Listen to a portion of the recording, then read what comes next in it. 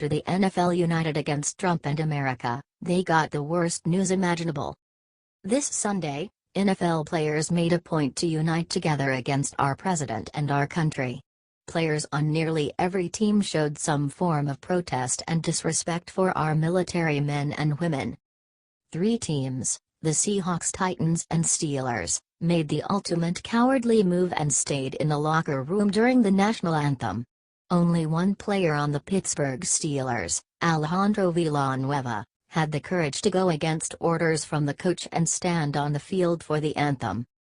Villanueva is a former Army Ranger who served 3 tours in Afghanistan and deserves to be commended for his actions.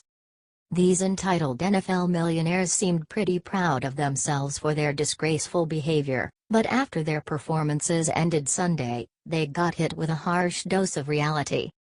Not only did ratings drop, stock shares of every single company that broadcast NFL games plummeted. Comcast, Walt Disney, Fox, CBS are all down between 1% to 8%. An article in The Hollywood Reporter reckons the drop in NFL ratings could trim the broadcaster's earnings by $200 million. Disney's ESPN, meanwhile, also continues to get hammered by cord cutting. Our president is standing with the majority of Americans on this issue. A Reuters poll found that 72% of Americans find kneeling during the anthem unpatriotic. Let's be honest, this isn't about race, inequality or police brutality. It's about selfish entitled egomaniacs just finding another way to play the victim. Sure, it's their right to choose not to participate in our national anthem, but where would they be if our military members chose not to participate in fighting for their freedom? Maybe they need to think about that.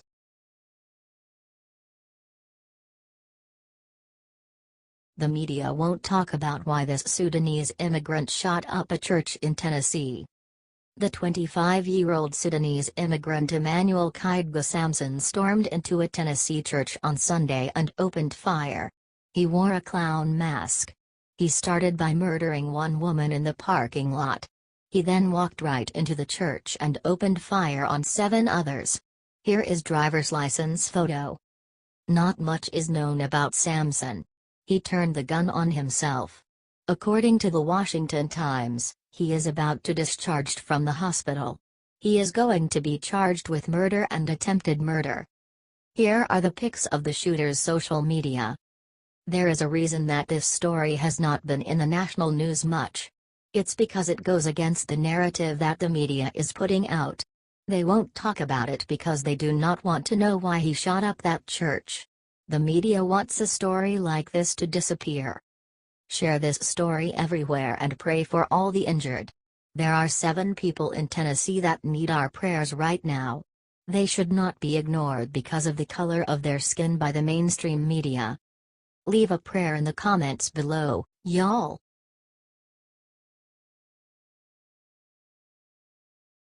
Slammed Mike Rowe just put the NFL on its knees with this one sentence that has Trump smiling ear to ear.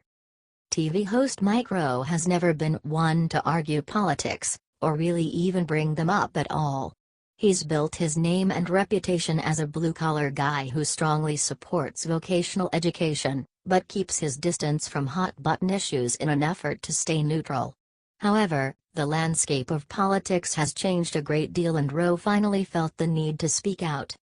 The recent controversy surrounding the NFL and the national anthem sparked a rant from Rowe that took everyone by surprise. Not only did he say what many Americans have been feeling, he chose not to hold back when pointing the finger. Rowe was at an event taking questions from fans when the truth came rolling out. "I know you avoid politics, thanks, and I remember your rant on the Colts leaving Baltimore," asked a fan named Robert. "But I gotta ask, what's happening to professional football, and what do you make of Trump's comments about those who refused to stand during the national anthem?" Then out of nowhere, Rowe hit the crowd with a brilliant breakdown of what's really going on. "Right now," Rowe said, "the NFL, the players who choose to kneel, the networks who choose to broadcast their protest, the advertisers who sponsor the games are all eager for our attention. And they are all using football to get it. That's all well and good, right up to the point where it isn't. In my view, this controversy really isn't about patriotism, social justice, racial inequality, or free speech. It's not even about the flag or the national anthem. It's really only about one thing: what we will tolerate, and what we won't. Next in line was NFL Commissioner Roger Goodell and the NFL Players Association. I felt a similar bemusement when the commissioner issued his response, followed by the president of the Players Union. Their comments, along with the comments of many of the players themselves, were perfectly reasonable, perfectly understandable, and perfectly in keeping with their First Amendment rights. But they were also perfectly arrogant. Because they too presuppose that millions of fans will continue to watch them play a game, no matter what, Rowe wrote. Players and teams shouldn't be bringing their personal politics into something meant to be neutral. It's a game, it's supposed to fun and unifying, not unpatriotic and disrespectful. The players have agents and unions, the owners have money and power, and the fans are always caught in the middle. The resulting strikes and the constant uprooting of teams from broken-hearted towns proves beyond all question the overall lack of regard for fans in general. But Rowe finished with a rallying statement that all members of the NFL should listen to, pointing out that fans ultimately have the power. But here's the thing, Rob, Rowe concludes. The fans of professional football are not powerless, we're just not yet offended enough to turn the channel. Should that ever change in a meaningful way, if for instance, a percentage of football fans relative to those players who chose to kneel during today's games, chose to watch something else next Sunday, I can assure you the matter would be resolved by Monday. Rowe is right that money is dictating most of these players' politics. According to Rowe and most Americans, these protests have been purposely sick and controversial to gain as much attention as possible. You can speak your mind without stepping on this nation's history and values, something President Trump proves possible on the daily. Do you all agree with Rowe and think these childish protests are a waste of time? Let us know and share this amazing truth with the world. Sources: dailycaller.com.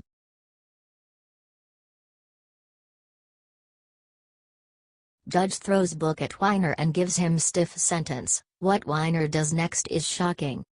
It's finally happened. Anthony Whiner will finally be punished for the disgusting things he has done. He is the former Democratic congressman, who ran for mayor of New York, and kept getting caught doing some really creepy stuff.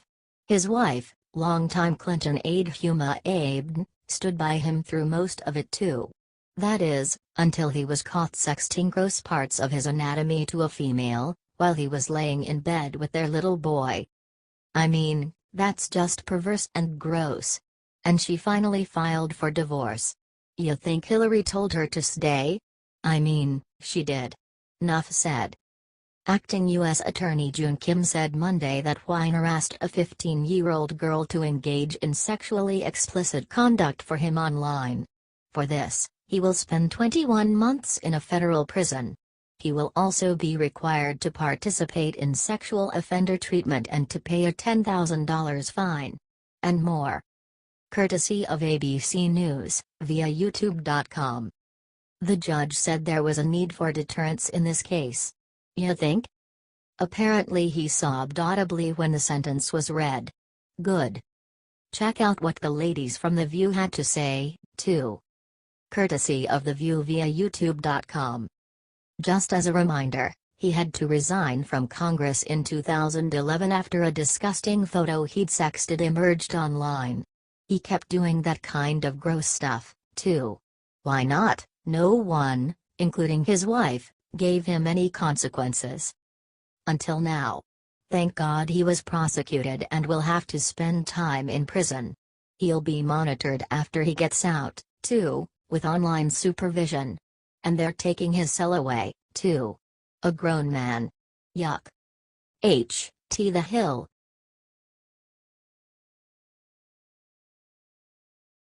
Urgent man with weapons caught at White House, trying to do sick thing to Trump. Amidst all the coverage of what NFL players were and were not doing during the singing of our national anthem, a man was on his way to the White House, and he was armed. This man, who was stopped by Secret Service officers, told them he was headed to the White House for advice on missing paychecks and how to get the chip out of my head from Secretary of Defense James Mattis and NSA Director Mike Rogers.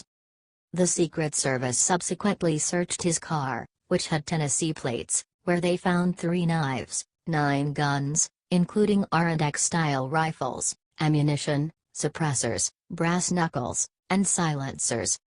Courtesy of Al Mutazber News Network via YouTube.com. CNN reported that the man has been charged with weapons violations and is now under mental observation. Dang, y'all, that's really scary. Not just for Mattis and Rogers, but for Trump, Pence and everyone else in the White House. I'm sure glad the Secret Service is on the ball. They actually just stopped the man for public urination. Mental health issues are nothing to laugh about, and we must ensure that people with mental health issues can get good help. Of course, not all people with mental health issues are a danger. At the same time, situations like these are a good reminder for all of us that we need to address the mental health healthcare crisis in America.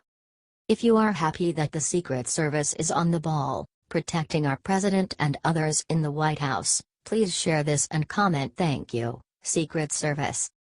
H/T, The Hill.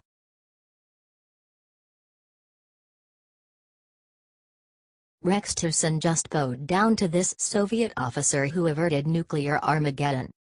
Secretary of State Rex Tillerson took a moment to mention the passing, and to respect a man who probably saved the world from nuclear destruction. Secretary Tillerson said, "Just this week, the world learned of the passing of a little-known, but important figure in the history of the Cold War. His name was Stanislav Petrov, and he is sometimes referred to as the man who saved the world." Mr. Petrov was on duty one night in 1983, when his systems told him that the United States had launched nuclear bombs at the Soviet Union. This was during the Cold War, when tensions between the two countries were always high. Instead of just reacting, Mr. Petrov remained calm, recognizing this was a false alarm and averting retaliation by the Soviet Union. Courtesy of BBC News, via YouTube.com.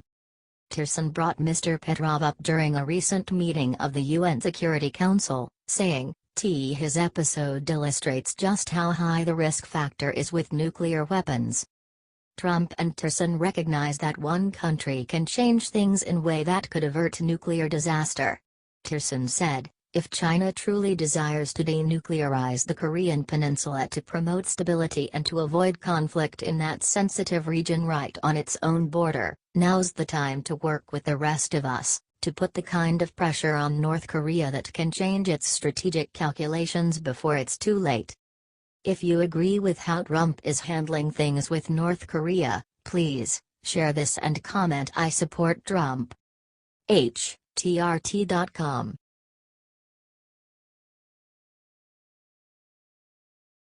The crowd at Obama's house last night were caught screaming the worst thing imaginable. Barack Obama has been popping his head back into the media with little strategically placed interviews and tweets. And last night, outside of Obama's home in Greenwich nonetheless, a crowd did the most un-American thing possible. While Michelle and Barack were attempting to leave their house, they were ambushed by a mob of unrelenting fans. That's when it happened. The crowd was heard chanting, "Still my president." To be fair, Obama was not commanding them, but just the sentiment and the ferocity of these stalker fans is terrifying enough. I'm sorry, y'all, but that's just not right. Obama is absolutely not still the President of the United States. Once Trump's term is over, I will take the same position on him too. That's how the country works after all. I take no offense to "Not My President" bumper stickers. Each side buys them from time to time. However, these rabid Obamanites have already shown their devotion to their perceived leader. If nothing else, it's insane that these people are allowed to crowd into a neighborhood at all. This needs to stop. The cult followings. the burning cars, the blocking streets. And now this fantasy of alternative presidents. Show people that Americans as a whole stand against it by helping spread this video to everyone. People need to see this side of the population so we know what we are actually up against.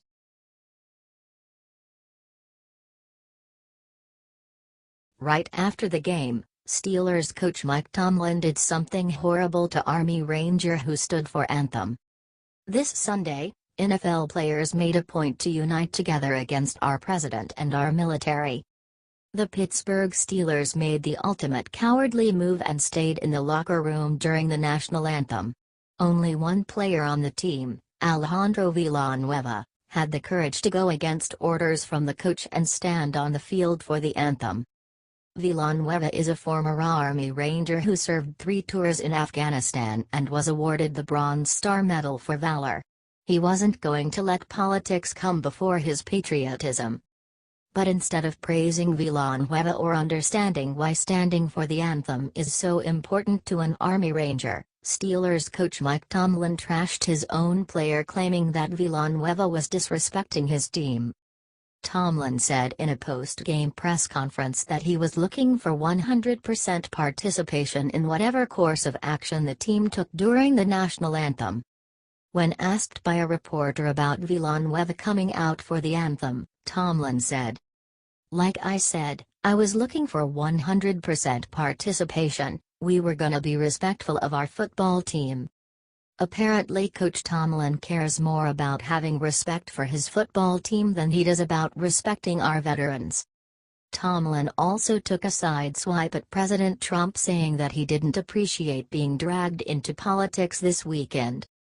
Someone needs to remind Tomlin that it wasn't Trump who inserted politics into football. You can thank your whiny, entitled, attention-seeking football players for that. Video of Tomlin's disgraceful reaction can be seen below.